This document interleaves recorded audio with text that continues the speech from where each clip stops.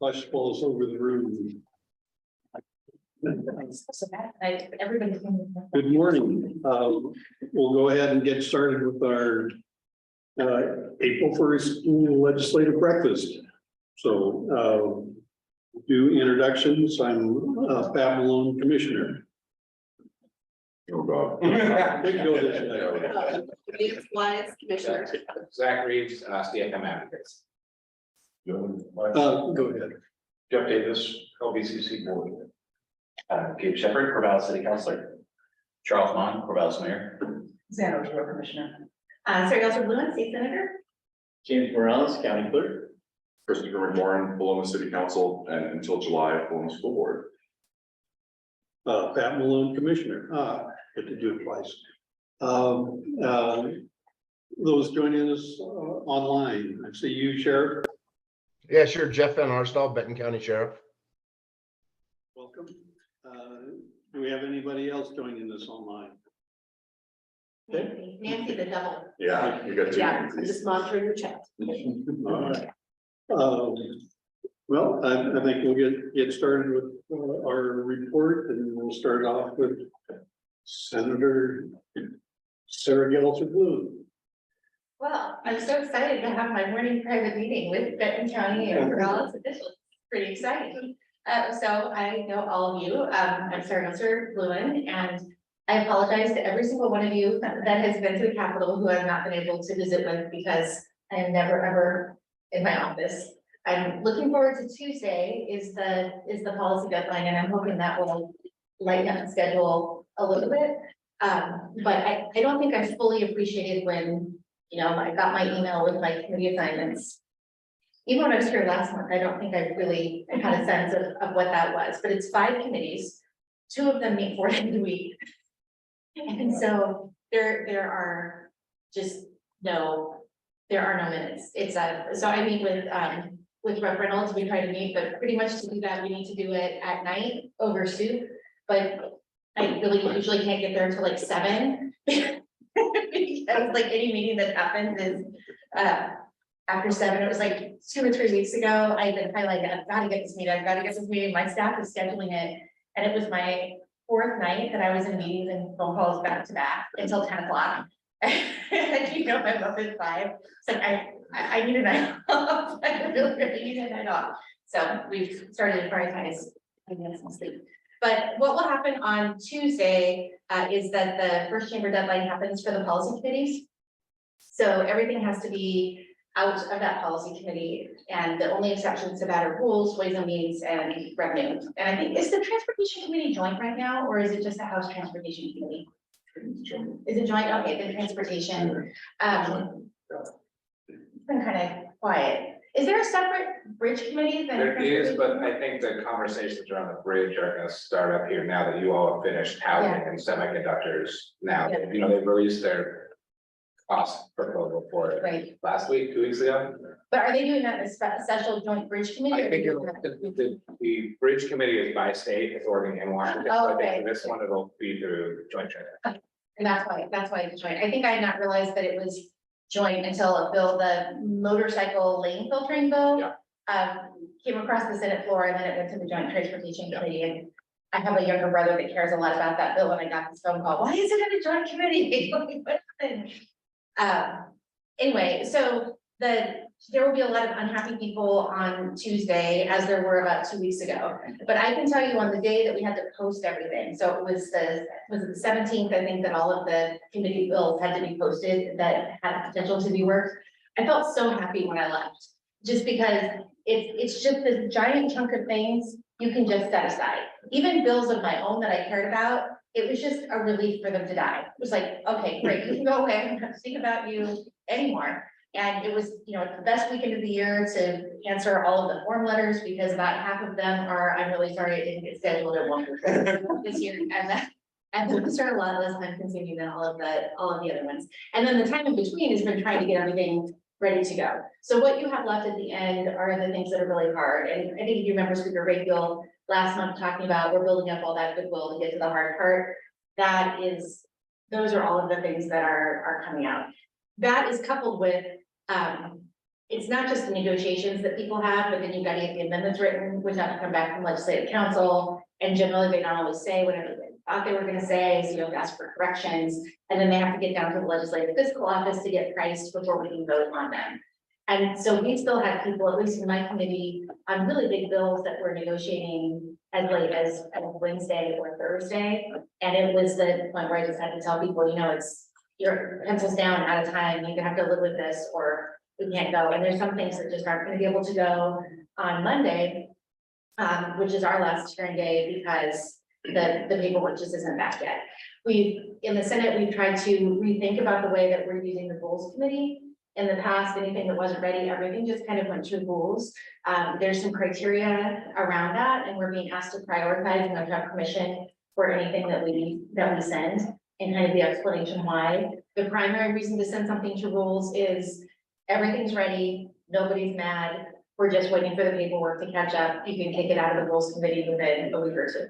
So there's that category. Then there's the category of people that are still negotiating, or, you know, there's this one little point, and then there's always kind of the big controversial things that land in rules at the end. But, you know, if policy chairs will need to step up and, you know, have the hard conversations with people, which are hard. I've had a number of those over the last weeks. And then the other places the bills go is to the Ways and Means Committee. And we've also been asked to not just send everything to the Ways and Means Committee, which in a committee like Human Services, I mean, all the things we talk about would all be wonderful things to do, and the budget just is not going to support that.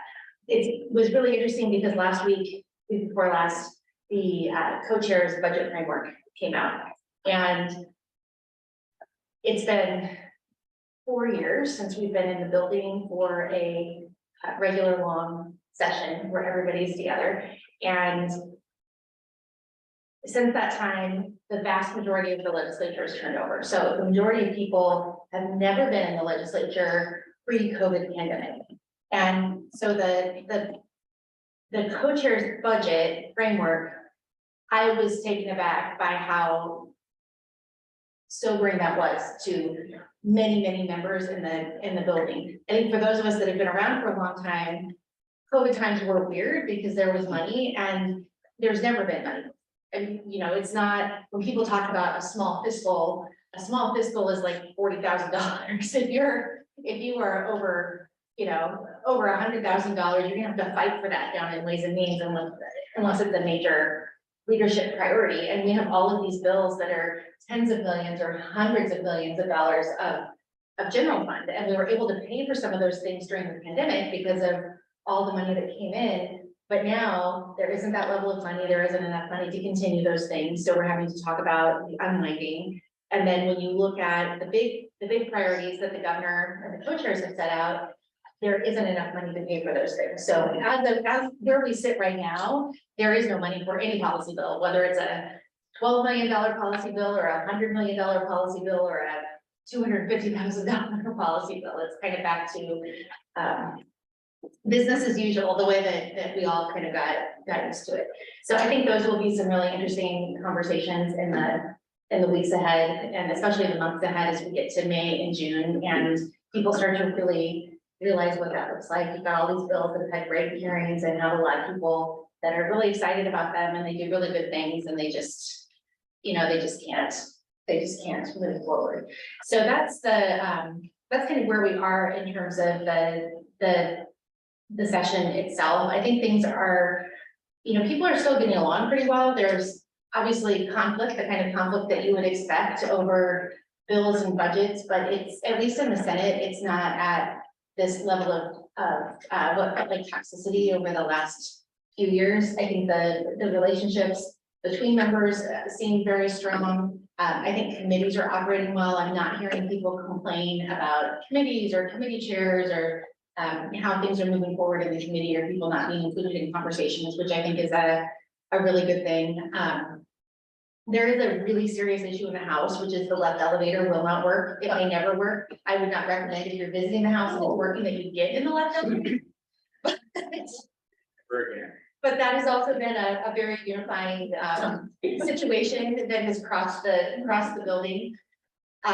In terms of things that I'm working on updates from things that we talked about last last time.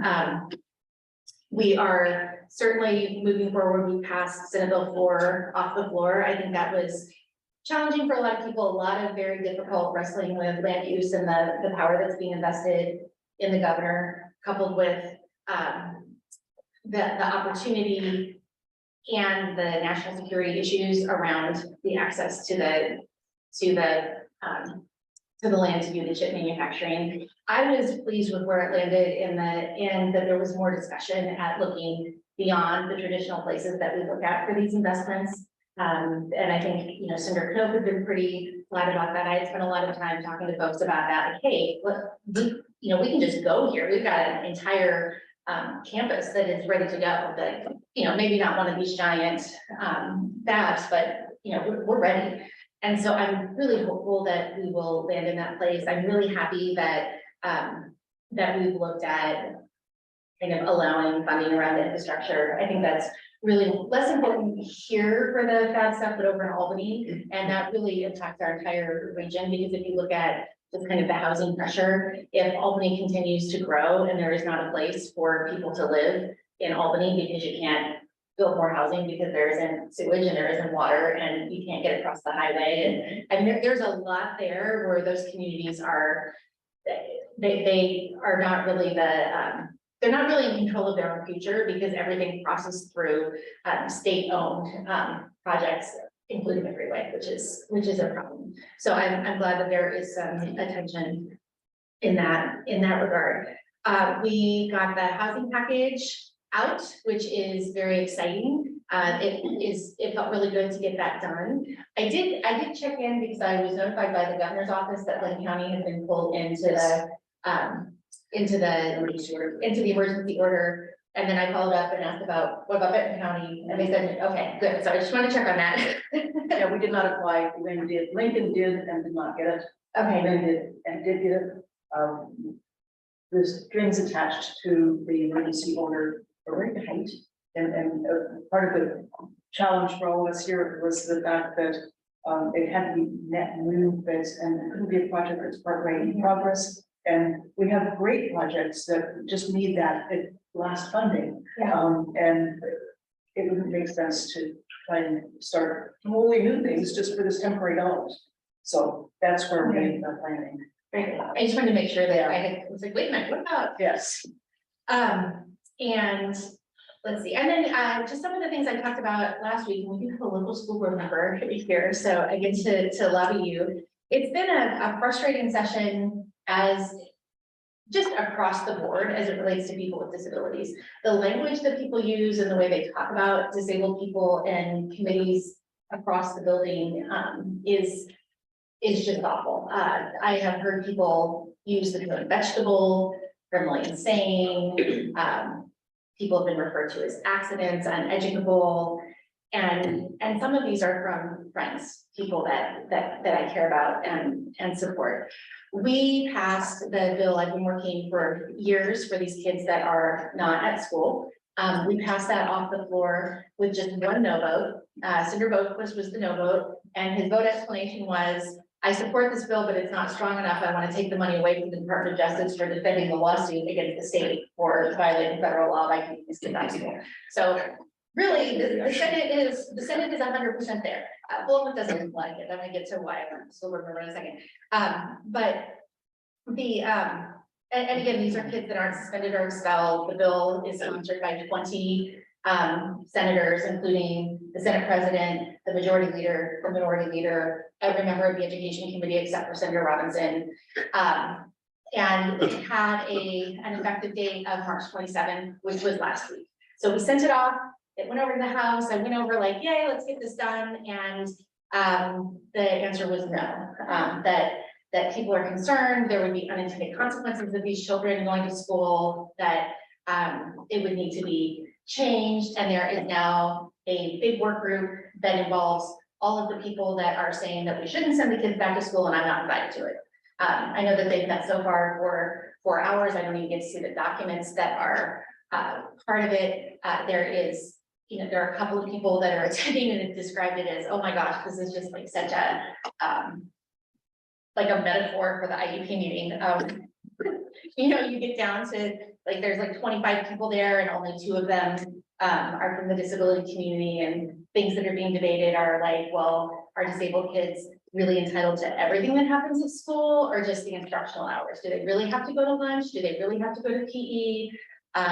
What are these laws that you say give these kids equal rights?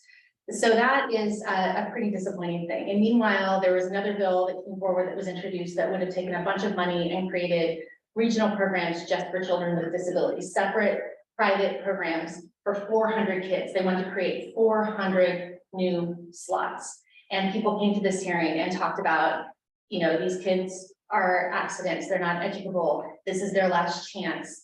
They talked about medicating them. I actually had to lead the hearing. It was really a personal, low point for me. I've had a lot of pushback from colleagues where I've just been kind of mystified, where I've said, we can't say we stand in diversity, equity, and inclusion if we are not even willing to prioritize following the law to put children back in school. And I have been told that that is mistreating people, that is wrong. I have been told that it's not appropriate to compare the exclusion of these kids to exclusion of girls or kids of color or kids of a particular religion, because disability is not an identity. And so these are the daily conversations that I'm having with colleagues and people that represent schools.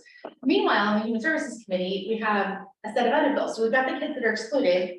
Then we have a bunch of kids that aren't voting because when they're coming home from school covered in bruises and cuts and scrapes from inappropriate use of restraint. And we've reported these things to the Department of Education. They haven't responded. And we have a bill that actually came to us because it was requested by the Department of Human Services, the folks who are out doing the child abuse investigations in school, saying in all of the other congregate facilities, we have a definition of abuse. You know, you have these different types of abuse that are within it. So you investigate physical abuse or sexual abuse.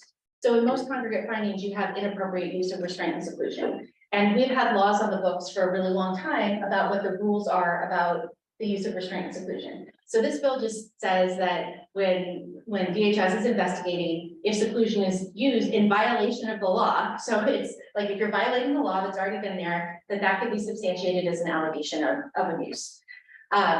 The school employees are neutral on these bills, and we were very careful to go in and make it clear that, you know, there's an emergency or you're put in this impossible situation where, you know, the district failed to kind of put the people in the class that are required to be there, and that led to abuse, that the finding could be against the district.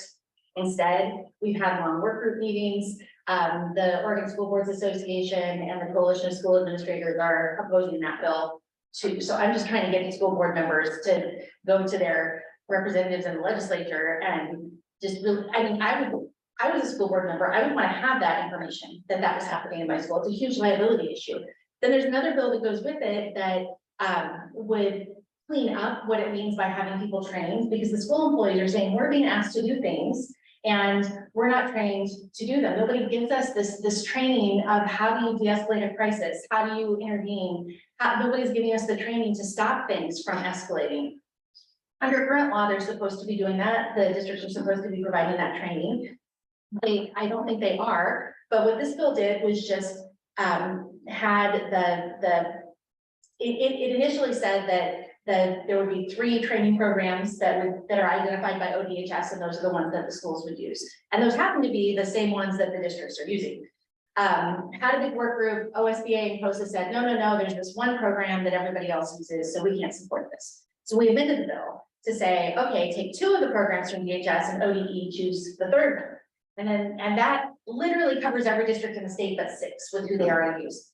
Then they said, no, just on principle, we're opposed to ODHS having anything to do with us. Although the current statute says that the ODE can only adopt a training program for physical restraints of children that is consistent with the policies, techniques, and methods adopted by the department by rule. So I was like, okay, let's not mention the department. Let's make you more free of the department. So I amended it again to say, just consistent with this statute, which creates the framework that DHS has to operate under. So ODE gets to choose all of them. So they can cover everybody. And DHS or Oregon School Boards Association and COSA are also opposing that one. We have Another one that just lets teaching assistants read the IEP and 504 and behavior plans of the students they're supporting, so they know what they're supposed to do. They're not allowed to read them right now. COSA and OSBA are opposing that bill, because they said unintended consequences, it could become more expensive. So it's very, very frustrating, because I feel like I'm hitting a wall, working on things that should not be this hard. And this, you know, when we had the initial hearing on the restraints, it was ODHS coming in and describing what they are seeing. Kids dragged down the hallway by their wrists and ankles, and, you know, their pants getting pulled down, kids covered in bruises, kids getting pulled and yanked so hard by school bus drivers that their backpacks break.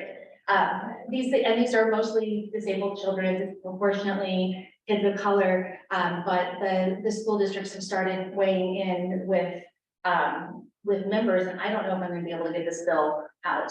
And we have, in addition to the 1,600 kids that we know are not allowed to go to school, we have hundreds of others who have stopped going to school because they are coming home with concussions and bruises and cuts and scrapes. And ODHS wants to help with that, and we're gonna tell them no. So and then what I get back is, well, these disabled people, they're very difficult, they're very litigious, they're, you know, they're dangerous, they're very disruptive, other kids have rights too. We had a bill about captions, that if you're a restaurant, did you watch this? Well, your boss is a chief co-sponsor. It got into this whole thing about, well, what if the restaurant doesn't want to turn the captions on? And you know, all these deaf people are gonna come and just put all of these restaurants out of business by suing them for not turning the captions on. And really, the only thing the bill said is if the TV is enabled with captions, you just turn them on. And if you have more than one TV in the public place, only half of them have to be turned on. And I mean, it was this big thing on the floor. It was, this is going to destroy freedom, and these disabled people are taking everything. And then at the Human Services side, it was about the state hospital and NAEC, and well, these disabled people, everything about these disability rights. And I finally said, you know why we have rulings like NAEC? It's because anytime anyone tries to pass a law that basically upholds the civil rights of disabled people, the legislature doesn't act because we say it's too hard and those people are too difficult, and the unintended consequences are those people showing up. And so they have to go to court and sue us. And that's why the courts tell us what to do. If we pass policies and enforce existing laws, we would not have these problems. So that is kind of where I'm getting myself all worked up here, but it's really frustrating, and it's disappointing to me this weekend, because my hope, you know, since last year had been to come up with a solution that would get kids back to school after spring break. We had families that came from all across the state that took great risks to speak in public about very personal things about their children, their families, putting their names on the record. And they did that in hopes that it was going to allow their kids to go back to school this year. That's not going to happen. And instead, there's a secret meeting someplace where these other people who did not testify on the record, who did not say anything publicly, are secretly going to decide what happens to them in the future and not have to be heard in public saying the things that they're saying. And I just think that that is fundamentally wrong and not the way that the public process should work. It is hard to say things in public. I have this whole family, you know, paying parents of minor children, disabled children, and I've had to say some really hard things in public places just to be clear about why I'm voting, where we're at, what the limits are. And, you know, I have gotten the flack and the feedback from that, and that is the price of admission for participating in policymaking. You say what you mean, you say it in a public place, you don't say, you know, one thing to Pat, a different thing to Zan, one thing in public and one thing in private. Anything else is not ethical. And that's what I'm seeing a lot of this session, especially around disabled people. So thank you for listening to my little rant. And if you would talk to OSBA and say, generally school boards don't support child abuse, and we think kids with disabilities are full humans that should be able to go to school. See what I can do, let's get it done. Okay, maybe we'll have Representative Gomberg, in theory, is going to join us. I thought he was, but I might have been wrong. He's definitely gonna be at the library. Maybe I was missing the two pieces out. Okay. Zach, you want to introduce yourself again? Sure. Tell us What's going on from your perspective? Well, I'm Zach Reeves, CFM advocate. I do the government relations for Benton County. Senator Gelser Bluen covered a lot of the higher level stuff. I'm going to a little more depth on that. I think, you know, as she mentioned, last week you all passed out the housing package and semiconductor off the Senate floor. At least I don't think that passed the House yet, so that'll be probably next week sometime. So the housing package, about $200 million in investments. A lot of it was focused on the governor's state of emergency or almost a state of emergency. There was an additional pot of money for the counties that were not included in the homelessness state of emergency. So there should be some funds flowing towards those counties, including Benton.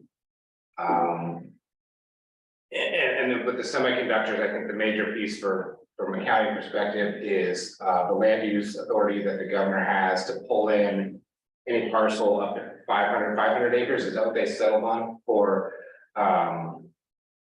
If it's deemed necessary for a semiconductor related project.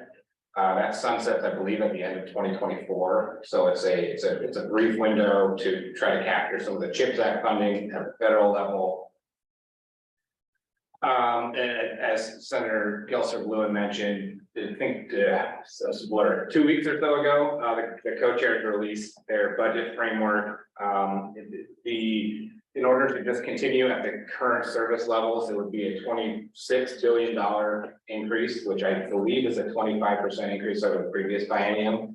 And that's just to keep things as they were. That's a result of a lot of the one-time federal dollars that came in and kind of bloated some of these programs. And now, as the senator mentioned, we're kind of back in a normal budget environment where decisions have to be made, there have to be cuts in certain places. So that includes I think about a 2.5% cut across the board at state agencies. And this is, so we have the governor's recommended budget in February. Now we have the co-chair's budget. Those are the two kind of building blocks for a budget. We'll have the revenue forecast in May, and then once that happens, you all can decide how to spend the state's money for the next 2 years. So the big one, obviously, as it always is the K-12 budget. I believe it's 9.9 billion this year. It's the OEA is asking for 10.1. Is that 10.4? I heard 10.3, so. maybe. Okay, so somewhere in there, there's a little bit of a difference there. It's still it's an increase over current service levels from the last biennium. So there'll be some negotiation there. That's traditionally been the first budget that passes off of the floors. Once that's out of the way, then they continue the rest. So once the housing and the semiconductor packages were out of committee, there were a few controversial hearings last week. I guess so there's a package of reproductive rights, reproductive health care bills with some gender affirming care guidelines in there. Those had a hearing last week, and then also a package of gun bills, including one of the pieces of the gun bills is the rights for local government to ban weapons in public buildings. So that is of interest to probably everybody in this here. So I don't know, those are not ones that I'm tracking closely. I don't know, Senator, if you've got insight as to what's going to move forward, what's not going to move forward. I believe the House gun bills are moving forward, the ones that were heard, and then we heard on Wednesday, it's all a blur this week, but we heard 348, which in the Senate, which is the response, that kind of proposed implementation bill around Measure 114. And I would just say it's one of the weirdest hearings I've ever been in for a gun bill, because usually you go and you've got the people that are really in favor and the people that are really opposed, and there was nobody that supported the bill. And it was just the far right meets the far left. Although it's not been the weekend, whatever yesterday was. I think there's some softening from some of the 114 stuff, because the question is, okay, I think one of the biggest pieces in that, I forgot to mention this part, but there's an exemption for the first 2 years around what are basically hunting rentals. And the argument that behind that has been given to me when I asked why is that the case, is that there's just such a crush of these licenses to purchase that have to be done in this first 2 years to get through that, that it was a way to take a little bit off of that plate and be able to focus on the firearms that are more often involved in these issues, and that I mean, what was said to me when I was like, well, I don't know, I've got folks that are really not comfortable with that, and it kind of undoes where 114 was, and the pushback I got was, well, no, because you get that in 2 years, which likely is faster than you'll get it if you just wait for it to go through the court process, and in exchange later this year, you'll have everything else, and young people, you won't be able to buy semi or AR-15s and that piece. The other question that I still don't completely understand that I'm trying to wrap my head around is the fee. So that it allows a fee for the initial license of $150. And I believe the renewal fee is like $135. And that's a pretty significant increase. So that's also created this other weird dynamic of economically distressed community saying, oh my gosh, I'm not going to be able to buy my gun. And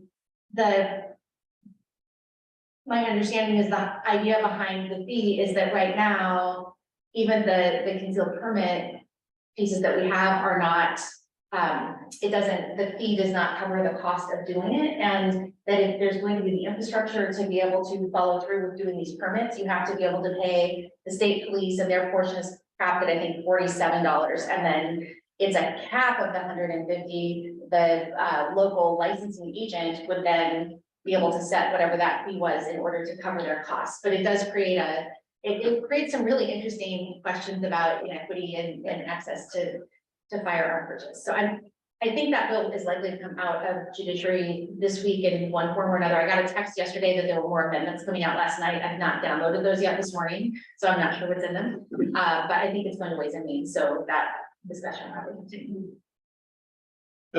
Are you talking about one bill to do the adjustments to measure 114? Yes, it's one, and then there's a separate one that is not part of that bill that just would allow, it would not require, but it would create basically an exemption so that if a retailer wanted to not sell firearms to people under the age of 21 at all, they could do that and not be violating our Constitution on age discrimination. And that one is also really interesting. It's been a lot of unexpected things this time. So it was Walmart that came to visit me. It's Walmart that's behind the bill.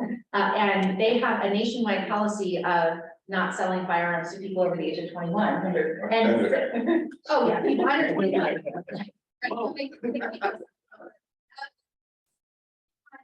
Can't do that in Oregon. Walmart has stopped selling firearms at all. So they cannot return to selling firearms until that is implemented. So it's kind of a funny thing. Sheriff, are you following this conversation, and do you have anything you'd like to add? Well, I just, my biggest concern with any of it is I have to increase my staffing, like every other sheriff's office. Right now, the numbers we're told from the state police is there's as many as 300,000 people in the queue that would like to purchase firearms. And so I just want to make sure that Benton County is not the hiccup in the process as we move forward. So I've brought somebody on temporarily to get us caught up on our concealed handgun permits so that we can move forward. And then similarly, the Oregon State Sheriffs, the Oregon Association of Chiefs of Police have had a work group coordinating with the state police to make sure that we can move forward with this appropriately and that there isn't a big backlog. And really, I think that the major hang-up is going to be at the state police level right now, because they have to figure out the infrastructure and the staffing to be able to process this volume of paperwork. And so we're working through it. I'm curious to see how it plays out in Harney County and in Judge Emigrant's courtroom in Pendleton and federal court, along with the elected. I'm just curious to see where it goes. But we're, as a group, the sheriffs are all trying to prepare to move forward so that the hiccup isn't at the sheriff's level. And Sheriff, those two pieces that I mentioned that my understanding, the drafters of this bill were trying to get at the issues that you just addressed. Does that increased fee kind of allowing you to set that fee as the agent that you'd be charging? Is that that make a dent in that and the hunting rifles at all? Is there a measurable difference? You know, my concern, and you touched on this a little bit, is that inequity.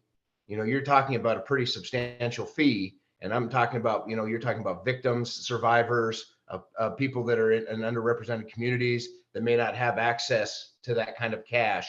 And depending on what the fee is set at, that's my biggest concern. Is I want to make sure that the folks that do have a lawful reason, need, desire, whatever it might be, in line with the Second Amendment, that they're able to get that, purchase that firearm and go through it the right way. I can tell you in the sheriff's office level, you know, with the concealed handgun licenses, my office is the only one that isn't secure, which is bizarre.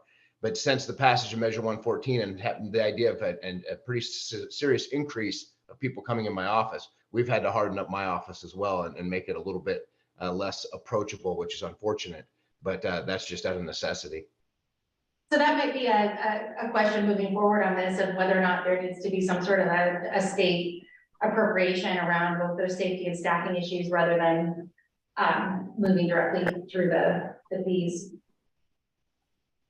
I just know that this is going to impact every county in that regard, and our budgets are such that when we have to, like for me, I'm going to the policy. I have a policy package to add one additional FTE to my office that'll just do the handgun processing for Measure 114, because my CHL person, their job duties have expanded to a degree that they can't take this on by themselves, and I need to have a subject matter expert just in this field. Thank you. Okay, thank you. Where were we, Zach? Well, I think in the big piece, so there'll be the Senate bills that come out dealing with 114, and then there's this separate package over on the House side. One of the big pieces is allowing the local government control there of the policy, and then the other one raises the purchase age across the board, with, I think, exceptions for certain firearms, mainly hunting weapons, to 21. And so that whatever package comes out of the House, I think, may include that, and I don't know how that affects Walmart's desire to, you know, allow at the individual level, but I assume if you raise the age across the board, then that takes care of their problem. So Senator Gelson Bloom mentioned that everybody was getting along. If there's two issues, I think, that will cause people to not get along, it's reproductive health care and guns. So you know, yeah. So, and then you add that to the deadline on Tuesday, bills either living or dying, and so the next week will be interesting as you all work through your tremendously packed committee agendas to try to get through. So yeah, just sorry. Well, I was gonna add a little bit to the House side of the gun debate. So right now there's 3 bills on the House side. Well, there were 2005, 2006, and 2007. 2005 is from the Department of Justice and would prohibit ghost guns. So like untraceable, undetectable, unserialized firearms. 2006 is the one that raises the age of purchase and possession to 21, with carve-outs for specific firearms that are described in the bill, not to be too crude, but basically it's firearms that take too long to reload, that you cannot shoot a lot of people very quickly with them. So it's supposed to be firearms you can use for hunting, and firearms that you cannot commit a mass casualty event with. So those are, you can still have those if you're between 18 and 21, and then any other firearm you have to be 21 and up. And then 2007 is the local control over sensitive locations. So in the Bruin decision out of the Supreme Court, they upheld the right of government to regulate firearms in sensitive locations, which, you know, they gave examples of like polling places and city halls and courthouses. But then they said you could interpret that to mean other more modern, you know, examples of sensitive locations. So we are not, the state is not, today I'm not the state. The state is not saying where this can happen, but it's saying that city councils and county commissions and special district boards can do that if they would like to. The one note about that is all of those bills are now being combined into House Bill 2005. So House Bill 2005 will be the only one that will actually move. Because they've just taken the provisions of all three and put it in that. So if you're trying to track the bill, you don't need to worry about 2006 and 2007 anymore. They just did a nice little copy and paste into 2005. And then the one thing about Walmart is with 2006, because it exempts those certain types of firearms, and Walmart does not want to sell any firearms to anyone under 21, then Walmart would still be in violation of Oregon's very strict age discrimination laws if they didn't sell any firearms to anyone under 21. So that's why they're still pushing to the Senate bill, because they don't want to sell anything, and this bill would allow them to not sell anything except the specific list. So you have to sell those specific lists, or else you're in violation of our age discrimination laws. It's gotten very complicated and weird in the last couple of weeks, but yeah. Your boss is one of the chief sponsors. Yeah, so the reason I know all this is my boss is the chief sponsor on all three of those bills. So Elisa Reynolds. One of the most awesome ever. So if you have any questions about gun bills, let me know, because that's all I think about day and night. Do they have fiscals? So 2005 was sent to Ways and Means. It has I think, a pretty modest fiscal from the state police. So, yeah, So those will likely bubble up at some point. yeah. In section, along with the work over on the Senate side with 114, some combination of that will come out. So Tuesday, as Senator Gelson mentioned, Tuesday is the deadline for bills to be out of their chamber of origin, so Senate bills on the Senate committees, and House bills out of House committees. So, last week, since the posting deadline on the 17th, is that when the posting deadline was, it's been, pack agenda after pack agenda. We're down to the last two session days before the deadline, so Monday and Tuesday will be, there'll be a lot happening. I think people will pause and catch their breath, later in the week, this week. And then, as we touched on briefly, I think the next big conversation legislature-wide will be around, interstate bridge replacement conversation. That's kind of the next thing to take center stage here once we get the housing out of the way and the semiconductors. The Joint Transportation Leadership last week, I believe it was, released a kind of a proposal to put up $1 billion in state funds, mostly from bonding. So 300 million in general fund bonding, and then 700 million bonding on some ODOT funds from the state highway fund and some of these gas taxes that would match what Washington has committed for its portion of the interstate bridge replacement. And the hope is obviously to capture some of the federal funds that are available from the IIJA, something Infrastructure Jobs Act, at the federal level that was passed. Some of that funding was the way Representative DeFazio in one of his last acts wrote the bill, essentially so that the I-5 bridge replacement project would have access to some of these federal funds. There would still be a tolling component to it. That so they will have to toll on the bridge no matter what funding sources we find to pay for that. I think Oregon's commitment of $1 billion is over the stretch of many years. Similar to Washington, it's just a show of good faith, I think, to the feds that the state is a willing participant in these. I think Senator Gelser blew, and I don't remember whether you were in the House or the Senate in 2013 when the last conversation around in the House. So Oregon charged up the hill and allocated the money, and then was left at the altar when the state of Washington. So there's some PTSD, I think, from some folks in Oregon around committing too soon to this bridge funding. So we were always going to be the last ones into this conversation, and that has played out that way. And so I think obviously still a lot of details to be worked out there, but I would expect the next month or so that would be the next big conversation in the legislature. And then we're into May, and it's revenue forecast time, and then the budget decisions get made. So Commissioner, I don't know if there's anything else you want me to touch on there. Well, the K-12, 9.9 billion, to me, that seems unusual for the legislature to commit, to a specific amount this early in the session. Is that accurate or? I don't know the answer to that question, so I don't know if you, Sure, I just got, somebody just texted me their condolences on the loss of my daughter, which I'm not aware of. So I'm gonna excuse myself for a minute. I would like to call each of my daughters. Yeah. And so I was not listening to the question and I'm sorry. no. Um, I don't know the answer to that question.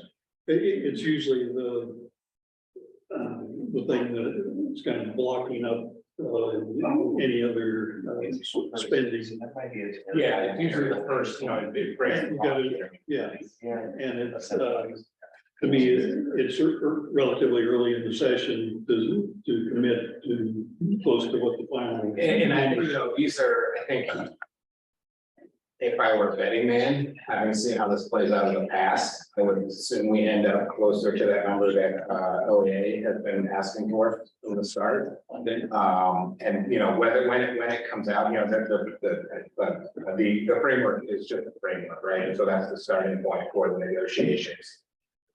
They will still wait until that May revenue forecast, and that's the that is the kind of the signal to go. That's their last indicator prior. Here's how much money. This is our final determination of how much money you have. What we have seen in the recent past is every revenue forecast has been better than expected. And what the state economists are saying is it's going to change at some point, but it hasn't changed yet. And so I don't envy those poor folks in the state economist office who have to target, with our kicker law, trying to get within a 2%. It's such a volatile revenue environment. Is just And more than 2 years. it's and they are just they're in a no-win situation basically in terms of how they estimate that revenue. I think our kicker's up over $4 billion now for this, right? Like, so we will be giving in tax credits $4 billion back to taxpayers next tax cycle. So 2024. 2020 on your 2023 returns. Yeah. The next year, this time, people will be getting $4 billion back. So that's just an ongoing issue. If they're not within that 2% threshold anyway of the target. Well, and if they say pat it and say, well, we think we're gonna get more, then the budget's based on that, and then people sometimes during the biennium have to cut. But you gotta be cuts in the middle of it. Which is painful. They're Nobody wants if to. they overshoot it, then that happens. If they undershoot it, then you get back $4 billion. And we're asking somebody that gets paid $150,000 a year to have the crystal ball. To predict what income taxes are gonna be like. So. And on Wall Street, they pay Yeah, based on millions of dollars for the same kind of advice. Somebody mentioned COVID dollars, ARPA. Does the state have any of those left, or is that covered fairly bare? It is pretty bare. There's a little bit here and there, but that's all been swallowed back up into general fund dollars now. So there's not any sort of Cushion. It's similar to bonding capacity. They build into a cushion to the budget with the bonding capacity. In terms of knowing a certain percentage of projects are not going to be, not something. And so, they kind of build themselves a buffer there. Similar to the ARPA funding, like they allocated this money knowing not everything was gonna be done there. So. Sorry about that. I've spoken 2 daughters and talked to a third. Okay. All good. That was good. I just recommend never sending somebody a text like that. We were just having a little budget discussion. Any other questions for Zach or Sarah? Question. What are you hearing about, kind of the end of the policy bills around budget? Do you think they're really gonna hold tight on no policy bills except for in those three areas, or do you think that'll get shaken loose after the revenue forecast, or is this a debate about reserves? I mean, your guess is probably as good as mine, but it seems like we always end up, you know, biting off more than, you know, they're preaching austerity, and then, you know, and we were talking earlier, like every revenue forecast, basically since COVID started, has been better than we thought it was gonna be. And the state economists keep saying, well, eventually it's gonna change, but it hasn't yet. And so if we see that again in May, I don't know, you know, what the co-chair could decide to do, but if there is additional revenue, especially for this upcoming biennium. Because I know there's always that push, and especially when Speaker Rayfield was co-chair, holding some of those reserves back for future rainy days. Well, I remember Representative Rayfield talking, I think it was a month ago at this meeting that I guess February revenue forecast was something like 700 million to the good, but there were $1.3 billion worth of projects and asks. So even with a nice revenue forecast, there was still going to be a struggle. Yeah, you know, there's always some order of magnitude number higher of asks than there is dollars to fund them all. I don't know, I remember even before a session started, talking to Senator Steiner, and it was like 10 times more in ask than she had anticipated in available funding for these asks, probably higher than that now. With everybody, you know, everybody has asked, and it sounds like you all have been asked to put in 3 budget priorities for each office. Yeah, so each member is supposed to highlight our top 3 things that are sitting in Ways and Means, and inclusive of capital construction. Right. And then each chair, the process we generally do is the subcommittee chairs have us prioritize policy and other budget issues. And then they add their priorities in there, and then that was up to the big co-chairs and STI and the presiding officers, and they make the decision. And then I mean, it's kind of an interesting thing. I've not been on the full Ways and Means before. This is the first opportunity that I'll have to do that. And I'm actually looking forward to this next phase and the trip to Ontario. But, you know, on the sub last time, I remember there was a bill that we all wanted to hear on the sub that we wanted to move, and we could not get it released to us because if you're a subcommittee chair, you don't get to decide what to schedule. The bills get released to you, and those have been basically green lighted, and you get the bill and you're either doing it or you're not doing it. And so we had a bill that came to our committee, and it had to do with funding for homeless youth, and it was reducing the amount of money that was in it. And nobody on the committee wanted to vote for it. I remember we're all there on the screen, kind of texting each other, and the sub chairs asked for a break. And we came back and we decided to hold it. And then the bill disappeared. All of a sudden, it was no longer in our possession. It was at capital construction, and it went through that way. So, and it's frustrating, but it's also the only way that can work. You can ultimately only have a single balanced budget, not a lot of them. And so right now is really that time and the puts and takes and balances. And it's, I think, much more effective to talk about the general values that are important than any individual kinds of things as they're taking kind of a conversation. I remember Representative Rayfield talking about when he was one of the co-chairs of Ways and Means, that policy committee maybe chairs would send bills to Ways and Means that they knew were gonna move, but didn't want to kill them. In their committee, generously give them to the, in this case, Ways and Means. That's where that particular bill died. Does that sound familiar?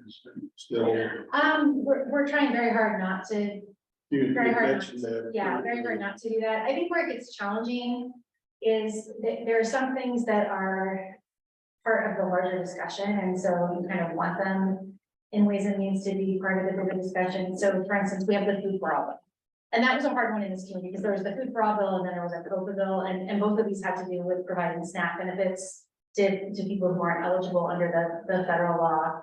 So we didn't move the COPA bill forward. We amended the food for all bill to explicitly call out COPA in that it's got a fiscal that's way too high to pass, but it also, it's a discussion that's continuing. What are we doing around hunger? And so that will move up. What that looks like is probably different. It's a decision that will get made.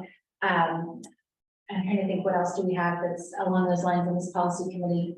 I'm struggling with what to do, and I haven't decided for sure what to do. On Monday, we have a bill that has to do with nonprofit organizations that contract with the state or with counties, local governments in order to provide services. The bill is introduced would create basically a wage fund to enhance wages, but it also talked about how contracts would be determined with these nonprofits and you know, a little bit more structure around making sure they actually get paid, like in terms of what the contract is.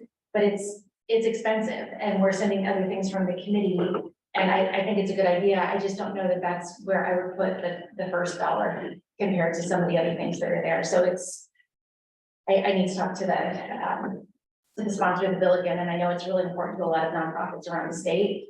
I just also don't know that it has any chance, and I don't know that it's fair to have nonprofits spend all of their energy, which is limited, on trying to move something that has very little opportunity for it. I think another one, and you've been part of this conversation, it's during the pandemic, Medicaid allowed certain parents of minor children with disabilities to be paid as their attendant care providers. That's typically not allowed, and with the public health emergency ending in May, that will go away. And there has been a movement that actually started before the pandemic ever started of people that want to have a state policy that allows those folks to be paid. It's not a policy that I've historically supported, but there's a big group that cares a lot about that. There are a lot of legislators that care a lot about that. So what I've tried to do is work to figure out what is something that could be manageable and targeted. And we're kind of at this point now where we have, I don't know, I think there's 5 amendments in the committee. And what I've told the folks is I will do whatever the committee says. I vote last. I'll move whatever amendment you want. But you know, we have one amendment that's capped at $3 million, and that will be really hard to get, but it's not done on arrival. And you've got all these other ones that are tens of millions or hundreds of millions of dollars. And we can pass that out of the committee and it'll feel good. And that's the end. So I think those are some of those difficult conversations too. I wanted to bring up another one that I've just been talking to the senator about, and that's public health modernization. And the governor's budget is at 50 million, and the co-chair's framework it's at 62.5 million, so a little bit higher. But the local public health directors have been pushing for a higher number because based on the equity, diversity, and inclusion framework at the state, half of those dollars go to nonprofit organizations rather than to core public health functions at the counties. And at the level of funding that's recommended by the governor and even the co-chairs, the money will be fairly sufficient for especially some of the smaller counties to operate their minimum public health program. When you start to divide, you know, if half of the money goes to nonprofits directly, then 25 million to split across 36 counties is pennies. So that's a high priority for the Association of Board Counties and the Coalition of Local Health officials as well, just because splitting the baby is difficult to do. And I would also like to mention that this has been a tension that's been brewing for the last 2 or 3 years, because during the pandemic, the state or Oregon Health Authority chose to direct money directly to community-based organizations, often without telling local public health directors or commissioners that they were doing so. On an equity-based argument that to deliver culturally specific and culturally appropriate services. And while that's a great and honorable goal, they didn't do it with counties, they did it in parallel too. And some counties don't have any nonprofits that do any of this work. And instead of offering the opportunity to build that capacity locally and work with counties to do so, they created a parallel system. And in a couple of cases with nonprofits out of Portland that have never really done any work in the counties and really haven't shown up to this day. So there's a huge tension, but there was an agreement brokered between Oregon Health Authority and counties on this topic. About how OHA would fund community-based organizations in parallel, and I think that agreement is going to be jeopardized by these low budget numbers that are coming out of both the governor's office and the voters. So it's a tough situation. What's the bill number? The bill number itself is House Bill 2773.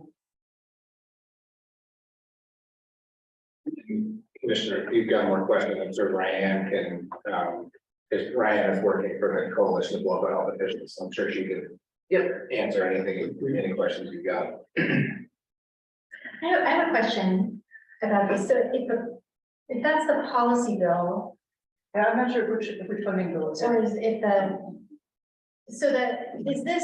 is this an enhancement on what is in the rest of the CSL budget? Is this Yeah, like that's my 62.5 million above what's in the base budget? So my question is this 150 million equivalent to this, or is the 150 million supposed to be the total when you add the number in the co-chair's framework to the number that moves in the policy bill as the enhancement to the, do you understand? I understand what you're saying, and I don't know the answer to that, and I'm sure Ryan does. I just said that, I believe it's 150 total is what they're asking. Yes, Okay, So the full number, they would, to be fully funded is 150 million. Okay. For the budget. well, I'll check too with Steiner and see what that looks like, because the other thing that I'm noticing is,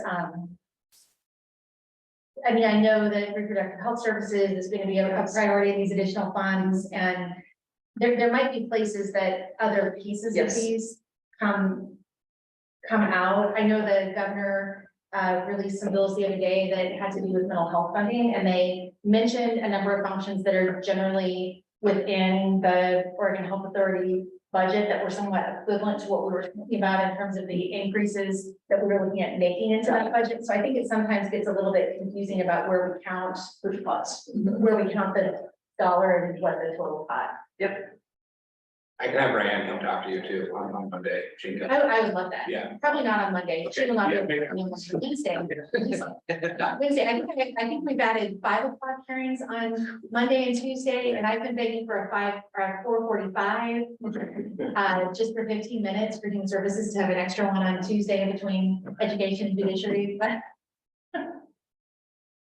Do my friends from the city have any specific bills or Yeah. So we're, really quick, House Bill 2806, it's one you co-sponsored the executive session one. So that passed the House 58-0, and it's on its way to Senate Veterans Emergency Management, Federal and World Affairs, which is an interesting committee name. it's really, Yeah. Yeah. Yeah. No, that's the actual name. I thought you were kidding. Yeah, it's all the things. Yeah, and so, just really excited about that, passing. That'll allow, for those who don't know, that'll allow, jurisdictions to meet in executive session to discuss, physical safety of elected officials, staff, everything. So, physical safety of election officials even, is something that could, that would come out of this bill. So, very hopeful, that it's gonna make it out of committee and to the Senate floor and be ready. It's not that long, I promise. I wanted to ask, what was the number for the bill that passed the Senate but is stalling in the House? The one- 819. 819. 819A. Okay, so I will bring that up with our city legislative committee, which I'm chairing, and see if we can, as a city, look at supporting it and going through those steps. And we have a lot of things that we've been supporting this session, and we've copied your office on most of them, I think, yeah. I've seen a number of 100. Okay, and that's it from my perspective there, right? So you covered it. Okay, well, go ahead. Oh, and did you see that your domestic partnerships went through, it's been through both chambers, it's. enrolled. Yeah. Yeah, thank you. Well, as long as we've got James warmed up, he gave us, gave commissioners, presentation, some, concerns about the statewide, for ranked choice voting. So you want to give a little background on that, James? Sure, I'll just start by saying, all election bills go to rules, so they're there and possibly could move the entire budget. So we're continuing to watch about 90 bills, election bills that are out there. We did it that way just so that we could create high cortisol levels in candidates without being fired at. It's working. So, and I think that's what's going on. I mean, the Oregon Association of County is feeling a little overwhelmed right now. We've got a lot going on. We've had a lot to implement here recently.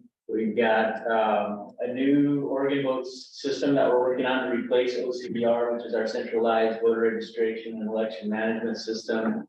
And we just really haven't felt part of the House Bill 2004, which is the ranked choice voting bill. We feel like the bus has been driven by advocates and they haven't really taken some of our concerns seriously. And we just have a lot to figure out.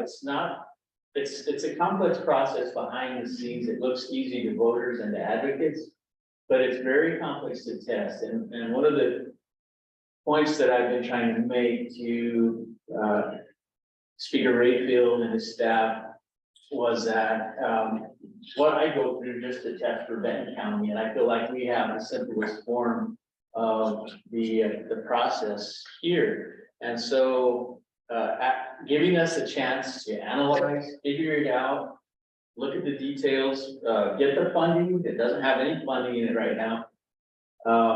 And how are we going to educate our voters? How are we going to educate ourselves to the process and make sure it's a success if that's what they want to do? And I believe Speaker Rayfield would like to send this to the voters, and I hope that he will work with us, clerks being us, to come up with a measure that allows that flexibility for us to figure that out. And that's really one of the big concerns. We've got other bills that are out there. We've got 16 and 17-year-olds to vote in school district election. That's a concern for us because that could be expensive because it could create a whole nother tracking issue and another ballot type, which gets expensive as well. So we want to make sure the funding's there. It's not that we can't do these things. It's just that they're complicated. They need to be done in a way that's all the details are figured out, and we want to be part of that process. There's several others as well, but I won't get into those because, like I said, there's like 90 bills that potentially could. There's felons voting in, incarcerated felons being able to vote that may move, and we're trying to figure out the details to that. What does that mean? What's the cost? Do we need a specific envelope? How does it get through, the system over there to actually get to them? Do we need to do something special? So there's a lot going on, and we're a little stressed. I feel like a little stress is being nice. And honestly, from what I have heard from our staff, it seems like a big deal. It sounds very impactful. James, I don't know if you want to talk to like the budget piece that if you have those numbers. So right now we have 3 systems in Oregon. Some of the examples that are being provided by where other states are doing these things central, they're a single system, and some of them have always been tabulated at the state level. smaller states like, or less populous states like Alaska or Maine. And right now, we're not sure how the systems will interact, how you test them consistently across the state when. In the end, the Secretary of State would end up being responsible for tabulating the ranked choice voting statewide contest. You can't do it at the state level because you can't eliminate candidates at a local level when they might have lost in your county, but one been higher up in the rankings at the Right. state. So you can't test the process at the county level. It all has to be done at the state level. When you're talking about making sure that the system is implementing the rules that you've adopted for ranked choice voting and that every candidate, every position on the ballot is being tested and it's transferring properly. That's something I do here. I showed an example, it takes like 5,600 ballots to do a rank 3 testing of ranked choice voting with 6 candidates. Where 80 precincts like what Portland has. I was trying to tell them, look, just for, if you were just doing the simplest form and only had 6 candidates, it would take 5,600 ballots. And I figured it out as to what it would take to. Like 5,600, you'd have to run That's bad. 5,600 times to get there. 5,600 uniquely marked ballots, Okay. and I have to get a team that we bring in to mark those ballots. Because it would be every combination of first, second, 1 through 6. Right, and then you have to test your elimination processes, Right. you have to test, when the ballot is exhausted. How that process is working, you gotta make sure your software is matching your rules. And so it's a complex process, it's like I said, it looks easy to the advocates, but. For an election official to feel comfortable that it's working right, takes a lot of work behind the scenes. And with the scrutiny that our elections offices are facing right now, it becomes even harder because you have to explain all of the statistics to folks and how the software works and what the algorithms are. And so it's not easy at a time when people are really uncertain about voting in general. So I'm a huge supporter of ranked choice voting, but I think we need to take it slow and listen to the clerks. We wanna do it right.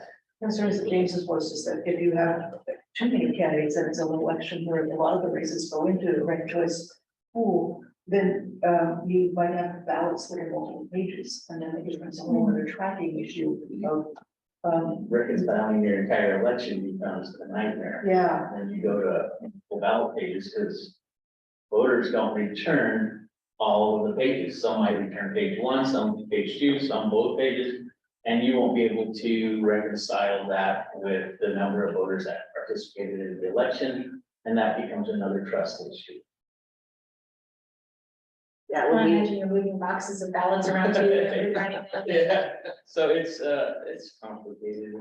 People don't want to hear that part, but that's the reality of where the election officials are at, trying to say, well, how is this all going to play out? How we're thinking about that, and they're thinking about, well, the campaigns are a lot more, everybody kind of comes to the middle rather than fringes. and like. We get that, and we're okay with that. Sorry, Dave. Sorry. No, I was just gonna say, like Commissioner Oger said, trust in the elections process has really taken a dive lately, and what our own staff is telling us, we might not be able to guarantee transparency. That's a huge red flag. And James, correct me if I'm wrong, but I think from our last update, you mentioned, this other new software that we might have to purchase costing $500,000, and then To 250, get on the same system. yeah, $250,000 to $300,000 a year. Where is that money coming from? I mean, that's our taxpayers having to come up with that money, that's resources that we don't have to go to other initiatives in our county. Anyway, we have Yeah, it concerns. could be so. It's been it's in the house, so I have not, has it been heard yet? Have you heard? Yes, it has, there's. Felt very outnumbered, like what you said. There were many advocates, few in opposition. Time constraints really put us still at 2 minutes per person by the time we got to the clerks. Beforehand, there was a little more time for some of the others. So it was frustrating. Yeah, there have been hearings, there were some amendments done to the bill, House Bill 2004, that are submitted. They were not the amendments that we asked for, they were amendments to get things asked for. So that again, he says, oh, we're not being heard here. What do you think an unintended consequence of? I mean, I love that we have retained the virtual participation so that more people are able to participate, but we have so many people signing up on every single bill that, you know, everything, like every hearing is just a 2 minutes, 2 minutes, 2 minutes, and there isn't time to ask questions of the agencies or of, you know, people that are testifying, and 2 minutes is not a lot of time on really complicated issues, and because of the technology, 20 minutes has been cut off of our meeting length altogether.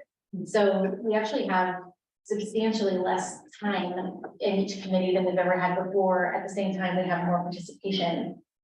So that is something we'll probably have to look at moving forward, but I'm, It does get to your side, we just want to yeah. make you aware. Well, I just really appreciate the clerks. I served on rules a couple of different sessions in the House, and it always looked really hard to be the clerks. People come in and it's all the pro-democracy kinds of things, and then the clerks have to come and say, and we have to implement it, and that costs money. And Right. it's great to have, you know, prepaid postage, but how are we gonna pay for the stamps? It's all of those things. So I do And appreciate. you know, that is something that passed, so we're Yeah. doing it, and it's working, and I guess the state has the money, so that's good. Well, James, is it accurate, you and your office, has the most experience, with ranked choice voting in the state? We're the only ones that have done it so far, so yes. I mean, it, seems like you should be at the table with, your experience and concerns. I have the same, thought as Commissioner Oshiro. Well, I remember for the last election, you set up cameras at 9, stations around your office, just, so that, anybody could see how the ballot moves through the system. That worked out really well, because we actually also had where we brought in who the observers were gonna be, usually from the major parties, and so we gave them an explanation of what they were gonna see, because we have that big TV, kind of like that screen over there, that's broken into 9 segments, and you know, we gave them a sheet that shows us what you're gonna see in each of these areas. We gave them a tour, walking through the spaces to try and answer their question before we got to election day, and that really seemed to help compared to previous elections where we had a lot of people saying, what are you doing and what's going on? And it was more contentious, so we tried to be more transparent, get education out there. And I can just see the ranked choice voting and going through all the mechanics of it. It's confusing as a voter. And then, that complicates your job quite a bit, and it makes it harder to track, the ballot as it's going through. Well, the software is working its magic. And, Well, that was one of the things that I appreciated about the way we did it here in Benton County, where I was able to work with Blair Bobbier and Speaker Rayfield to give us that flexibility to start out with a simple way of presenting it to the voters and for implementing for ourselves. And then consider if we get a lot of candidates. And this is something I mentioned to the commissioners as well, as it evolves, as we become more familiar with it. And if we have the number of candidates that might merit adding another ranking, or 2 more rankings, or 3 more rankings, if it grows that large, then we'll be prepared to do that. But right now, we're starting as simple as we can so that we can educate ourselves, educate the voters. If we truly do get a lot of candidates filing for Corvallis mayor, you know, 7, 8, 9 candidates, then maybe we'll add a 4th or 5th ranking. But let's start simple. That's kind of how our approach has been, how I appreciated in the way that the measure for Benton County was drafted on the voters passed. I appreciate that explanation, because there was some discussion amongst council about when we were adopting those rules that Benton County said. Around like, well, what if there's more than 3 candidates, like only having 3 doesn't work to support true ranked choice voting, but I appreciate your explanation, like, it's about starting simple, getting voters to intent. I spent a lot of my time towards the end of my campaign just explaining ranked choice voting, not even talking about issues, why I was running, just explaining ranked choice voting. And then after the election day, explaining, no, ranked choice voting isn't what's taking all this time. This is, the waiting for ballots to come in, because they're allowed to be mailed the same day. And then the normal hearing process, there's normally people wanting to think about. Yeah. And just explain that, like, this is normal. This is, we created this has nothing to do with ranked choice voting. But so I really like your explanation about like just trying to explain to voters is simple.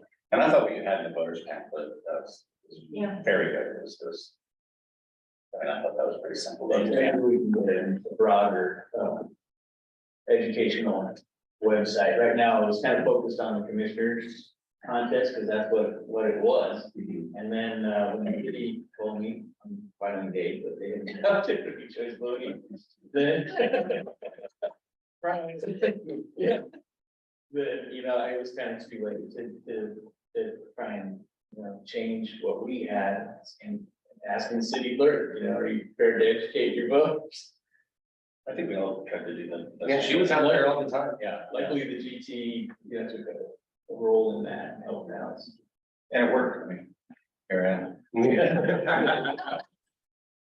Well, that's a good point. I mean, Commissioner O'Neill said she's not against it. I'm personally not against ranked choice voting per se, but anything worth doing is worth doing right and making sure that we're taking the time to make sure that it's just not a hot mess all across Oregon. Well, and I think, I learned something at your presentation was, we have a county-based system. And somehow, the state will get involved in this and we're not, set up for that.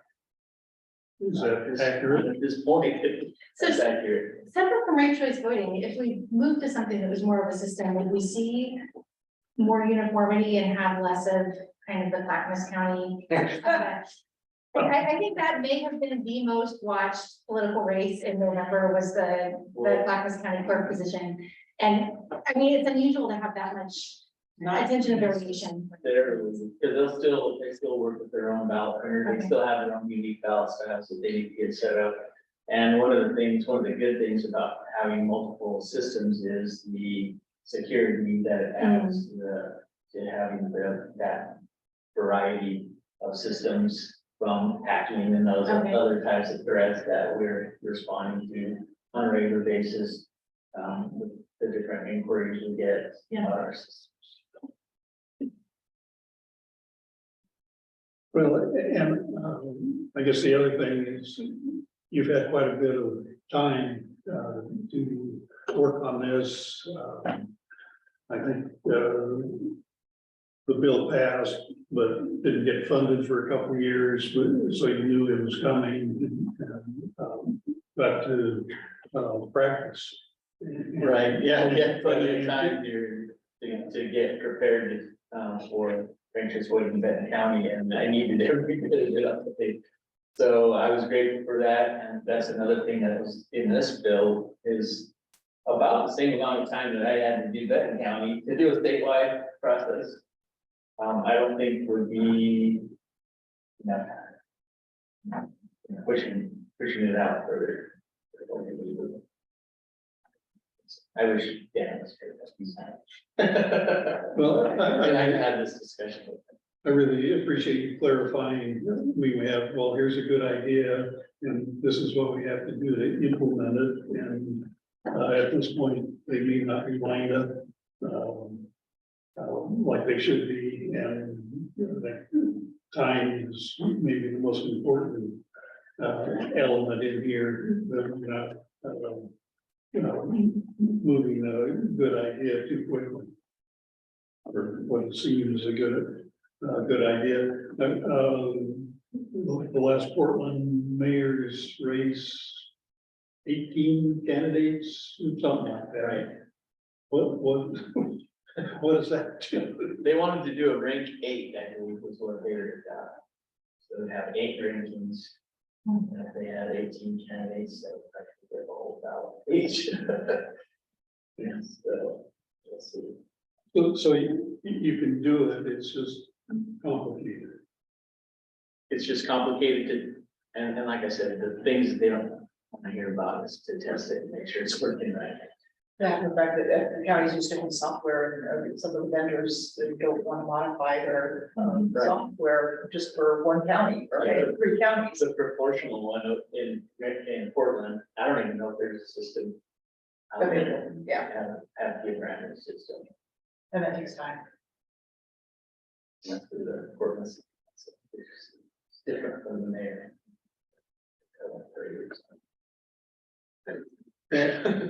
I really appreciate raising practical concerns. And, need to convey that to our representative. And make sure that the clerks get a say in what the final bill looks like. Okay. Anything else? I think we can, we'll wrap this up then, and really appreciate you showing up early Saturday morning. I realize you might like other options, but really appreciate you coming. You do, Zach, even though you're not elected. You're kind of, Really appreciate you putting it together. It's been, ever since, I now cannot even remember the time before we did it, but it's always very helpful. well, thank everybody for coming, and you too, Sheriff. I hope the weather clears up a little bit so you can get in a ball game. No baseball today, and they've shut the interstate down. You jinxed it. And I think today is the day, you're not supposed to have studded tires. Yeah, sure. So, thank you for joining us this morning, Chair. Thank all of you. Hope you enjoyed your breakfast. Thank you, staff. Very good. Yes. Seriously, Casey. Very good. I sure did. Oh,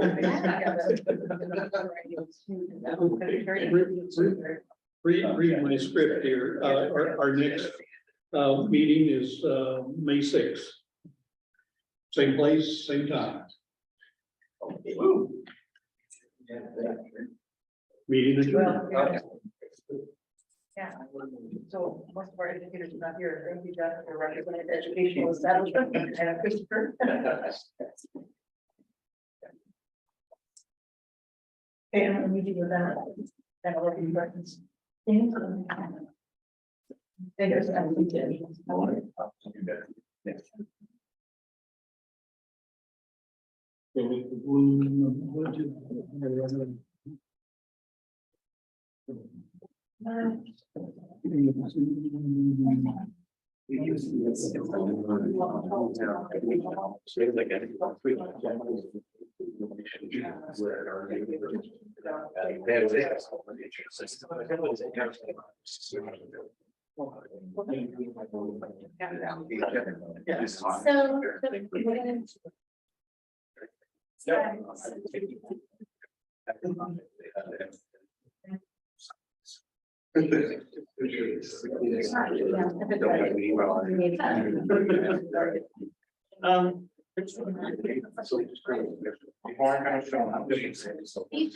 So.